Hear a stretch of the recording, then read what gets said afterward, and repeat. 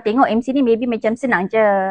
Ada skrip, boleh cakap pun semua tu boleh jalan lah. Tapi what are the skills yang maybe MC kena ada sebenarnya? Jadi MC ni kita perlu ada yang pertama seperti saya sebut tadi, kemahiran untuk membezakan intonasi bergantung kepada majlis. Bukanlah hanya semata-mata perbezaan antara majlis formal, corporate, wedding, kita ada macam-macam lagi. Majlis birthday contohnya, annual dinner untuk company. So semuanya kita kena membezakan tone mengikut kesesuaian keadaan. Kedua, perlu ada skill untuk berdiplomasi lah. Sebab apa? Okay, saya bagi contoh dalam situasi wedding, okay, you dah plan dengan pengantin macam mana flow dia lepas ni apa, siapa yang akan naik.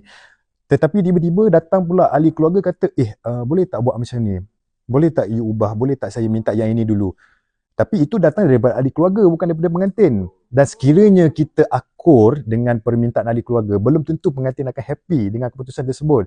Jadi that's where your diplomacy skills come in. Okay, kita perlu tengok keadaan. Okay, ada masa kita boleh ikut, ada masa kita perlu tegas, tetapi dengan cara yang diplomasi tanpa, without being offensive to the family members, sebab kita nak jaga hati semua pihak. Itu adalah bagi saya dua skills utama yang perlu ada dalam seorang MC lah.